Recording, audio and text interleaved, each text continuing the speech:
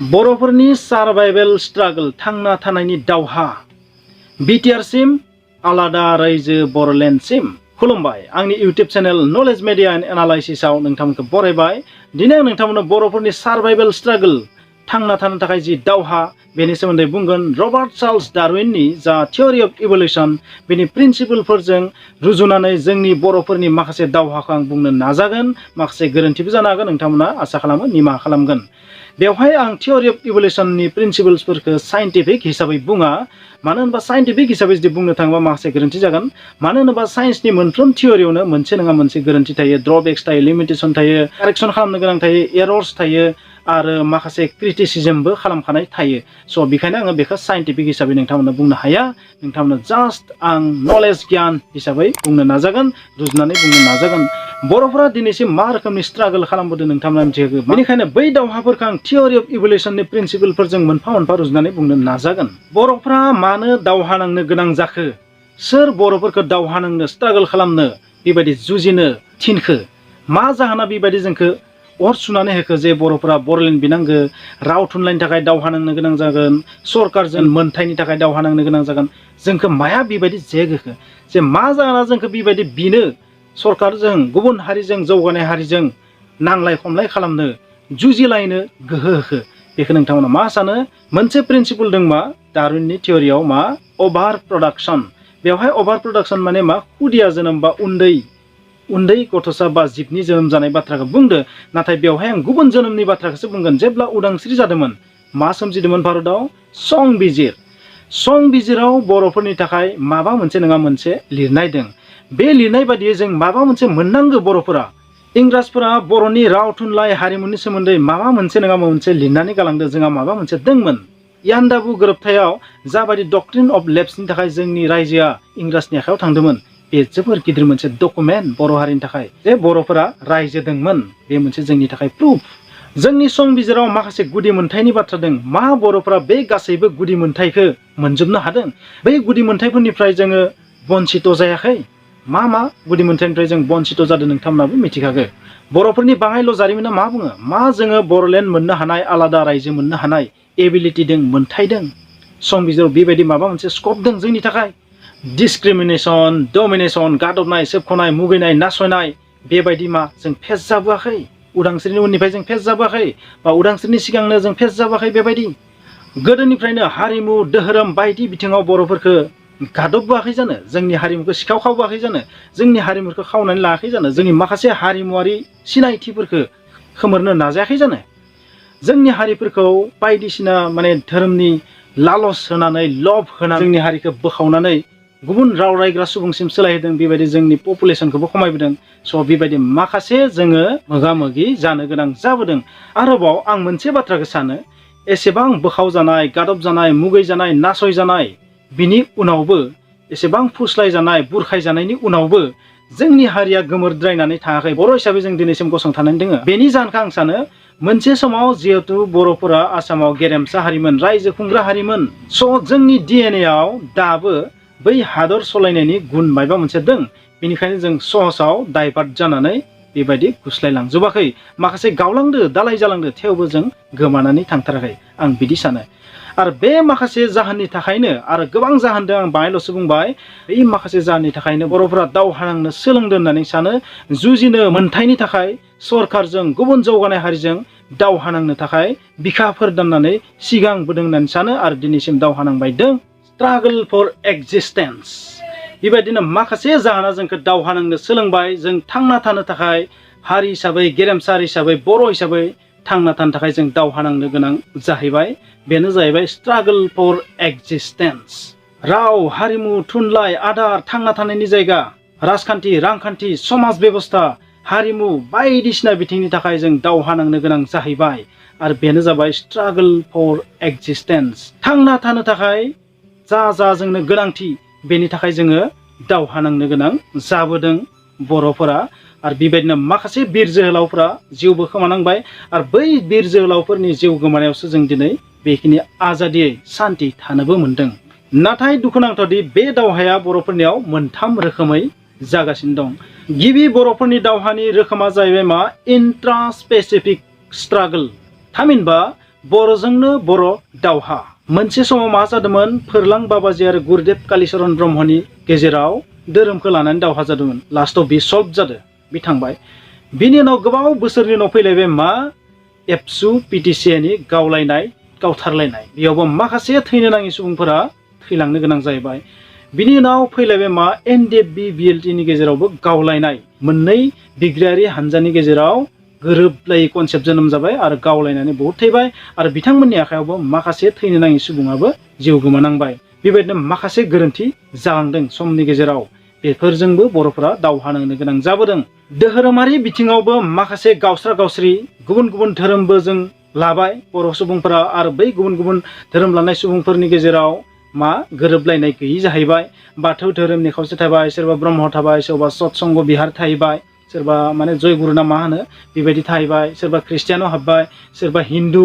बेबायदि माखासे गावस्रा गावस्रि जोनोम जानायनि जाउनाव माखासे समाजारि हारिमुवारि गुबुन गुबुन माने फोथायलायनायनिबो जोनोम जानानै गावस्रा गावस्रि जाहैबाय बेबायदिबो गोरोबलायै मोनसे जोनोम जाहैबाय स' बेबायदि गावस्रा गावस्रिजोंबो जों दावहा नांनो गोनां जाबोदों खौसेथि जानायाव जोबोर जेंना जानानै फैदों बेनि जाहोनाव स' बेबायदि माखासे फेस जाबोदों गोदोनिफ्रायनो अबयसे दा एसे स्टेबोलाव फैबाय बेबायदि बिथिङा नाथाय आं सानो दाबो बर'फोरा बे जेंनानिफ्राय धोरोमारि माखासे गोरोन्थि कनसेप्टनिफ्राय जों दाबो रिकभार जानो हायाखै गुबुन गुबुन धोरोम लायोबाबो जों खौसेथियाव थानो हानांगौमोन नाथाय दासिम मोजाङै रिकभार जायाखै नाथाय गोबां बिथिङाव जोङो साक्सेस जाबाय गुबुन गुबुन धोरोम थायोबाबो जों दिनै बर'फोरा ब्रह्म बाथौ बा हिन्दु होननानै जोंखौ सिनायनो हानाय जाहैबाय गोदोनि समाव जोंखौ हिन्दु होननानैसो नाख्रेबनानै दोन्दोंमोन नाथाय दिनै बाथौ ब्रह्म बेबायदि गुबुन गुबुन धोरोम लानाय सुबुं हिसाबै बर'फोरखौ सिनायनाय जाहैबाय बे मोनसे गोग्गाथाव बिथिं बर'फोरनि गेजेराव आथिखालाव मोनसे दावहा सोलिबायदों मा राजखान्थि गोहोखौ लानानै माखासे दान्थे बिदान्थे सोरबा बे हानजानि बाथ्रा बुंबा बे हानजानि सुबुङा ओइ नों सोर नङा होमबा जे मोनसे हानजानि सुबुंफोरा गुबुन मोनसे हानजानि सुबुंफोरखौ दम होयो माने राजखान्थि गोहोनि थाखाय माखासे नायलायनो हायै ग्रुपिजिम सृष्टि जादों माने हानजा जोनोम जादों माखासे माने ग्रुपिजिम स' बे जोबोद दुखुनांथाव होननानै आं सानो खमथार सुबुं सानखो थानाय बर' हारिनि गेजेराव माखासे ग्रुप राजखान्थि गोहोखौ लानानै रांखान्थि गोहोखौ लानानै माखासे दावराव दावसि दिनैनि तारिखाव सोरबा सासे सुबुङा जुदि माबा मोनसे जुदि राजखान्थि लेक्सार होयो बिखौ दम होनायनि हिसाब गैया जेरै नोंथांमोना आंनि इउटुब चेनेल थांबा नुगोन आंनि जाय भिडिअफोराव राजखान्थिनि सोरनिबा बाथ्रा बुंदो दम मोनखागोन आरो दम इनसाल्ट मोनखागोन बेनो सिस्टेम बर'फोरनि गेजेराव माने गावदि मा लामाजों थांदो बेखौ साननो रोङा जोंनिया खालि माने खालि दम सोरखौ दम होदो बर'खौ जुमुदियासो नुनांदो बर'नियाव मिनिंलेस आं सानो बेबायदि माखासे गावजों गावनि दावहाया बर' सेन्टिमेन्टनि जि दुरुं बर'खौ खाबथानाय जा दिरुं बेखौ लोरबां खालामनानै होदों होननानै आं सानो गोदोनि समाव बेबायदिनो जों माखासे सरनाय जाबाय माखासे राभा जाबाय माखासेया माने गावनानै गुबुन गुबुन जायगायाव थाबोबाय सोरबा ककबरक जाना थाबबाय सोरबा डिमासा जाना थाबबाय सोरबा गुबुन गुबुन बेबायदि दालाय जानानै समजों लोगोसे गावस्राबोबाय बेयावबो माखासे जौगानाय हारिफोरनि माखासे धोरोमारि बिथिंनि आखाइ दं जायखौ जों समजों लोगोसे जारिमिननि बालाहाद्रियाव बालाहामायाव गोमालांबाय बेफोर बाथ्राया दा बिथांमोना गुबुन गुबुन हारि जाहैबाय नाथाय गासैबो बर'मोन बेबायदिनो जोंखौ गोदोबो गोबां सोखावबोखाबाय डिभाइड खालामनानै गादबबोखाबाय आरो दाबो जोंनि गेजेराव दाबो बेबायदि गावस्रा गावस्रिया जोबनोनो थायाखै दाबो स' जोबोर दुखुनांथाव जोंनि बिग्रायारि हानजायानो बेसेबां गावलांदों नोंथांमोनाबो मिथिगौ एनडिएफबिआ खैथा थुख्रा जालांदों स' बेबो दुखुनांथाव मोनसेयानो थामोन बांसिन मोजां जागौमोन जोंनि सुबुंफोरा माखासे राजखान्थि हानजायाव डिभाइड जाना दं सोरबा बिजेपि सोरबा कंग्रेस सोरबा इउपिपिएल सोरबा बिपिएफ स' एसेबां खम सुबुं सानखो नाथाय माखासे थुख्रा साफा सानैया डाइभार्ट जानाया जुदा बाथ्रा नाथाय गेदेर गेदेर हानजा बे गेदेर गेदेर हानजाया माने डाइभार्ट जाना दं बेबायदि बिथिङाव जानो माखासे बिथिङाव जों साक्सेस जागोन थामहिनबा बर'फोरा खौसेथिनि जि दुरुं बेयाव दाबो फिट स्टेजखौनो मोनाखै फिटार आरो फिटेस्टनि बाथ्रायाथ' जुदा जों दाबो फिटआनो नङा खौसेथिनि बिथिङाव जों दाबो जोबोर उइक नैथि रोखोमनि दावहाया जाहैबाय मा इन्टार स्पेसिफिक स्ट्रागल गुबुन हारिजों दावहा बर'फोरा गुबुन हारिजों दावहा नांनो गोनां जादों सरकारजों दावहा नांनो गोनां जादों नाय सरकाराथ' मोनसे हारि नङा बयनिबो नाथाय सरकाराव मोनसे समाव जोंनि आसाम सरकाराव भारत सरकारनि बाथ्राखौ गारदो आसाम सरकाराव जायफोर रिप्रेजेन्टेटिभ दंमोन एमएलए मन्त्रि बिथांमोनखौनो बुं बिथांमोना सासेबो बर' नङामोन स' बर'नि थाखाय बाथ्रा बुंगोन सोर आरो बेबायदि पलिटिकेल वार नांबोनो गोनां जादों बर'फोरा गुबुन हारिजों गुबुन जौगानाय हारि जाय जोंनि आसामखौ सासन खालामदो भारतखौ सासन खालामदो बिथांमोनजों जों मा खालामनो गोनां जादों दावहा नांबोनो गोनां जादों जोंनि मोन्थाइखौ बिबोनो गोनां जादों जोंनि संबिजिराव माखासे राइट्स होनाय दङ नाथाय बै राइट्सखौ बिथांमोना जोंनो होआखै जोंखौ डिप्राइभ खालामनानै दोनबोदों बेनि थाखायबो जों दावहा नांबोनो गोनां जादों नङा होमबा स' गुबुन हारिजों जों बांसिन दावहा नांनो गोनां जादों सबसे दुखुनांथाव दावहाया बर'फोरनिया बेनो माखासे डिप्राइभेसन माखासे डिसक्रिमिनेसन डमिनेसन मुगैनाय नेवसिनाय गादबनाय बेबायदिखौ जों माने फेस जानो गोनां जाबोदों बेबोथ' मोनसे दावहा बिनिफ्राय जों रिकभार जानो हायाखै दिनैसिम जोंखौ ओरैबायदि गादबना दोनदों जों माने सिखांनोनो हायाखै सोलोंथाइ बिथिङावनो बुं बायदिसिना बिथिङावनो बुं गासैयावबो जोंखौ गादबनानै दोनबोदों दिनै जोंनि रिसर्स पार्सना लाथिख' बर'फोरनियाव दिनै रिसर्स पार्सन साबेसे दङ होनबा जिर' जाय हारियाव रिसर्स पार्सन गैया बे हारिया जानो माबा मोनसे खालामनो हागोन जौगानाय हारिजों दावहा नांनानै थारैनो हाया मोनसे समाव गुप्त हत्याजोंबो फेस जानो गोनां जादों बर'फोरा आरो बे गुप्त हत्यानि फिथाइ महरै माखासे गादबनाय नेवसिनायनि फिथाइ महरै हाथियार लानाय बिग्रायारि हानजानि जोनोम जाबाय बर'फोरनि गेजेराव जाउनाव BSFनि जोनोम जाबाय बै BSFआ दिनै NDFB महरै मिथिजानाय जाहैबाय आरो बिथांमोना दिनैसिम दावहा नांगासिनो दं मोनसे समाव BSC लानानै फैबाय एबसुआ मोनसे समाव लानानै फैबाय BLTआ BTC BTAD जाय BTADआ दिनै BTRआव महर सोलायबाय एसे आपग्रेड होनना बुंनांसिगोन माखासे पेकेजआ एसे बारा मोनबाय माखासे पावार मोनबावबाय मोनदेरबावबाय 5,000निबो बांसिन सुबुंनि जिउ जोबदोंनो माखासे आइजोफोरा रान्दि जानांबाय माखासे जिनाहारि जानांबाय आरो बिथांमोना दिनैसिम संस्थापनबो मोनबोआखै स' माखासे बिथिङै स्ट्रागल जानो गोनां जादों बेफोर सब गुबुन हारिजों जों दावहायाव मुखुब जानायनि थाखायनो बेबायदि जोङो खैसार खालामजानो गोनां जाबोदों बेबायदि खैसारजोंबो जों बर'फोरा दावहा नांनो गोनां जाबोदों बर' राव थुनलाइ हारिमुनि थाखाय बर' थुनलाइ आफादा गोदोनिफ्रायनो एबसु जोनोम जानायनि आगोल NDFB जोनोम जानायनि आगोल BLT जोनोम जानायनि आगोलनिफ्रायनो नांबोदों आरो दिनै नाङै दिनै जा स्टेजाव लाना फैदों बे जोबोर गोग्गाथाव दिनै इउनिभारसिटि लेभेलालागि जोंनि रावा फरायजाबाय HCDल' हाबबाय बेबायदिनो बिधान सभायावबो बाहायजानोसै बेबायदि गोबां बिथिङाव जोंनि रावा दा डेभेलप जाहैबाय जों दिनै साहित्य एकाडेमि बान्था मोनो जोंनि रावजों लिरगिरिफोरा स' बेबायदि गोबां बिथिङाव साहित्य सभाफोराबो नांबोदों धोरोमनि बिथिङाव बुङोब्ला आं जुदि बाथौ धोरोमनि बाथ्राखौ बुंबा बाथौ धोरोमनि बिथिङाव दिनै बाथौइज्म बे सोदोबखौ लिरनो हानाय जाहैबाय बे मोनसे गोग्गाथाव बिथिं नोङो गुबुन गुबुन धोरोम लादो जोंनि सुबुंफोरा आरो दिनै जोंखौ ब्रह्म धोरोमनि सुबुं बाथौ धोरोमनि सुबुं बेबायदि जोंखौ सिनायनो हानाय जाबाय नङाबा गोदोनि समाव जोंखौ मा बुङोमोन हिन्दु स' बेबायदि गोबां बिथिङावबो जों बर'फोरा स्ट्रागल खालामनो गोनां जाबोदों स' बेबायदि जों मा खालामनो गोनां जादों इन्टार स्पेसिफिक स्ट्रागल खालामनो गोनां जादों गुबुन हारिजों गुबुन हारिनि सरकारजों जेराव बर'नि सासेबो रिप्रेजेन्टेटिभ गैया MLA गैया MP गैया बिसोरजों जों दावहा नाङै बेखिनिखौ लाना फैनो गोनां जादों दिनै जोंनि रावाव official language associate official language बेबायदि माखासे बिथिङाव मोनथायखौ मोनबाय स' बे मोनसे गोग्गाथाव बिथिं होननानै आं सानो स' दावहानि फिथाइ बेयो माखासे स्ट्रागलनि फिथाइ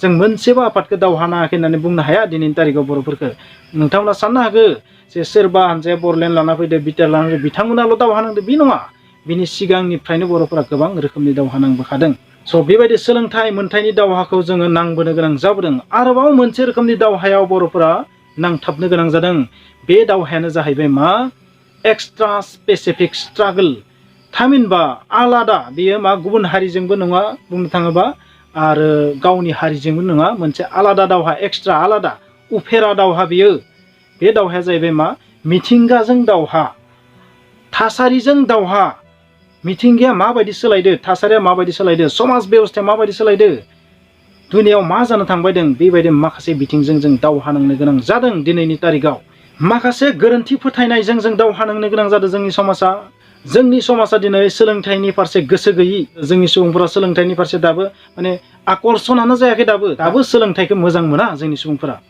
बेबायदि बिथिंजों दावहा नांनो गोनां जादों दिनै जोंनि न'खरफोरा मा जोबोर माने दुरबल उइक माने रांखान्थि बिथिङै जोबोर लोरबां दिनै बर' सुबुंफोरा गोजौ थाखोआव लेंगुवेज प्रब्लेम जायो रावनि प्रब्लेम जायो मा रावजों लिरगोन इंराजि लिरगोन ना एसामिस लिरगोन ना मा लिरगोन बेबायदि प्रब्लेम जायो दिनै जोंनि सुबुंफोरखौ पपुलेसनखौ खम होननानै जोंखौ थगायबोदों दिनै जोंखौ जारिमिन गैया होननानै थगायबोदों जोंनि जारिमिनखौ खोमाबोदों दिनै जोंनि हारिमु कालसार गासैबो थुनलाइखौ खोमानो नाजाबोदों जोंनि हारिमु माखासे बिथिंखौ जौगानाय हारिफोरा मा खालामदों गावसोरनि खालामनानै लाबोदों दिनै नोंथांमोना नाय दिनै बायदिसिना बर' मुंफोरखौ सोलायनानै गुबुन एसामिस मुं बा बायदिसिना गुबुन संस्कृत टाइपनि मुङाव सोलायनानै लाजोबदों। स' बेबायदि माखासे खैसार खालामबोदों।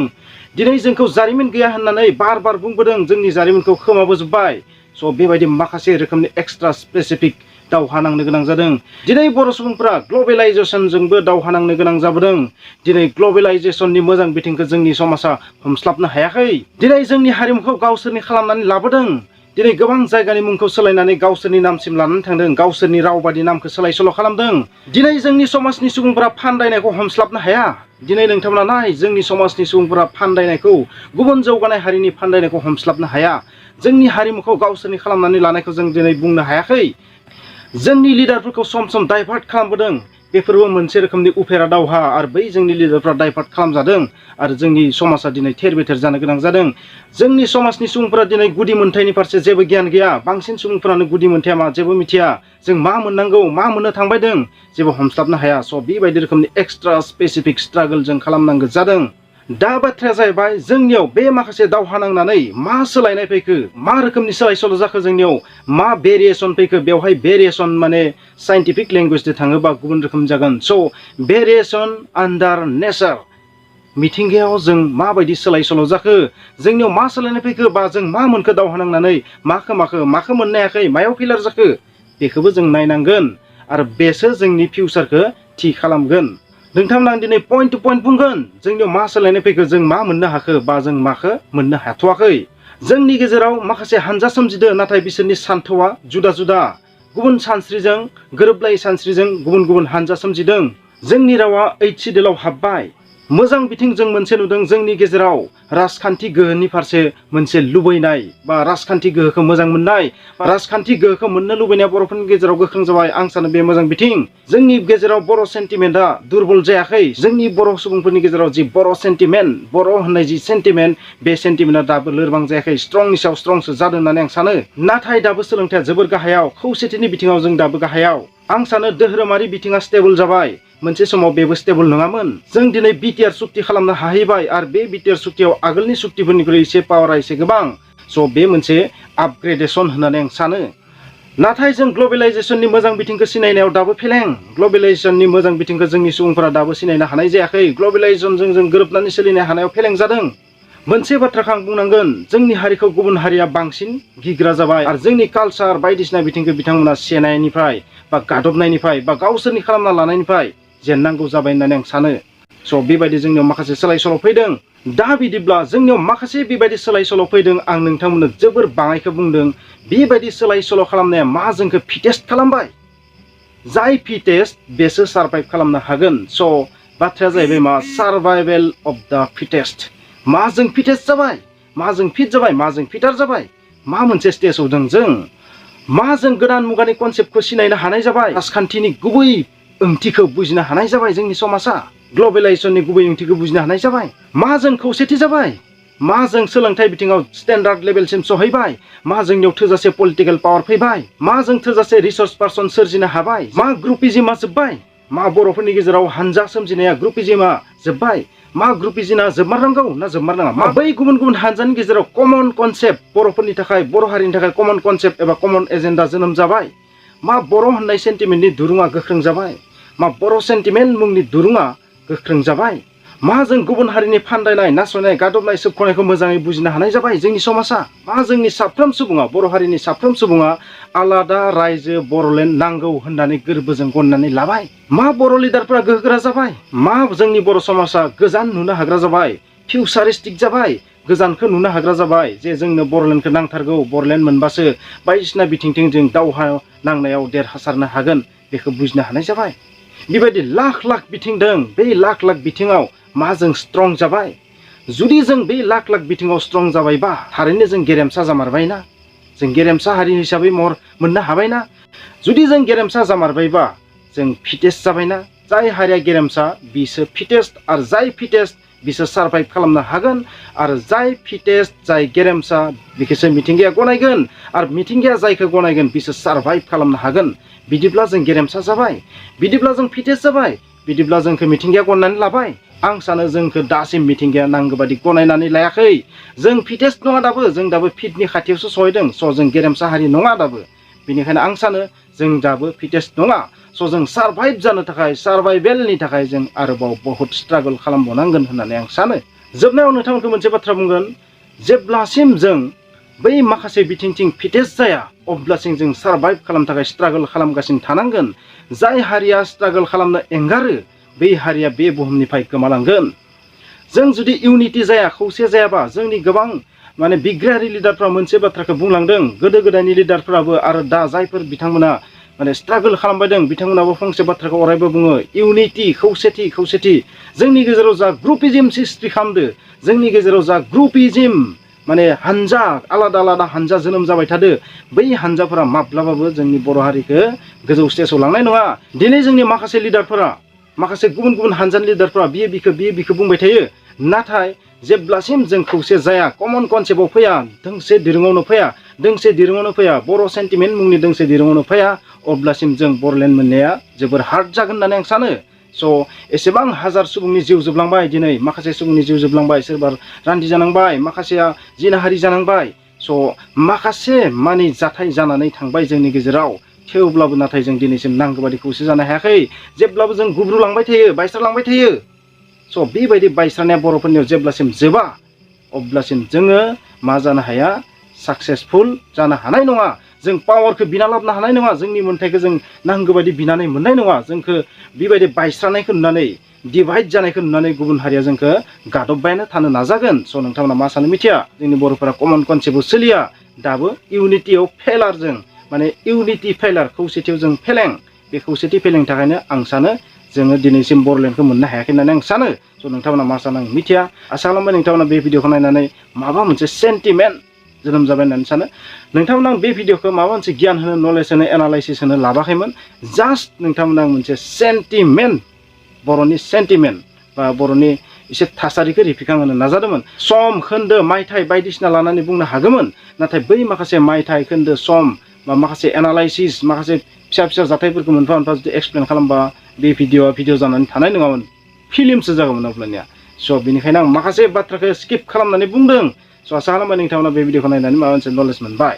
स' जुदि मोनबायबा प्लिज बे भिडिअखौ लाइक खालाम, शेयार खालाम आरो कमेन्ट्स खालाम, आरो लोगोसे चेनेलाव गोदानबा प्लिज साबस्क्राइब खालाम।